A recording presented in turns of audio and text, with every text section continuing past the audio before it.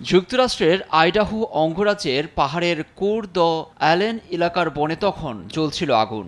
সেই আগুন নেভাতে গিয়ে এলোপাতাড়ি গুলির মুখে পড়েন দমকল কর্মীরা।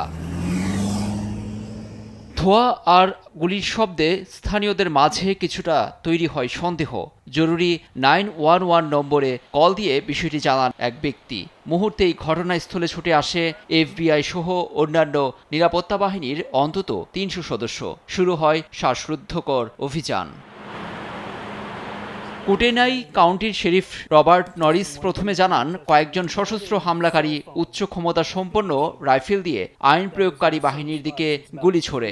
এরপর জঙ্গলে লুকিয়ে পড়ে তারা। নিরাপত্তা বাহিনী আসার আগেই স্নাইপারের গুলিতে প্রাণ হারান 2 দমকল কর্মী, আহত বেশ কয়েকজন।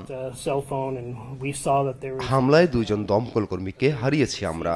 আহত একজনের অস্ত্রোপচার হয়েছে, তার অবস্থা সংকটাপন্ন। ঘটনাস্থল থেকে এক সন্দেহভাজন হামলাকারীর মরদেহ উদ্ধার এবং পাশে একটি আগ্নেয়াস্ত্র পাওয়া গেছে। ঘটনাটি সে একাই ঘটিয়েছে বলে প্রাথমিকভাবে ধারণা করছে শেরিফ। প্রশাসন ধারণা করছে ঘটনাস্থলে জরুরি সেবাকর্মীদের নিয়ে যেতেই ইচ্ছে করে আগুন লাগানো হতে পারে।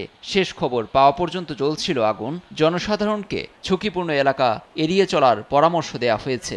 হামলায় দমকল কর্মী হতাহতে শোক জানিয়েছে রাজ্যবাসী। বন্দুক সহিংসতায় প্রতি বছরই যুক্তরাষ্ট্রে প্রাণ হারান বহু মানুষ। 2025 সালের জুন পর্যন্ত চলতি বছরের প্রথম 6 মাসেই বন্দুক সহিংসতায় প্রাণ হারিয়েছেন 7,000-এর বেশি মানুষ। লুৎফর কবির, নিউজ ডেস্ক, দেশ টিভি।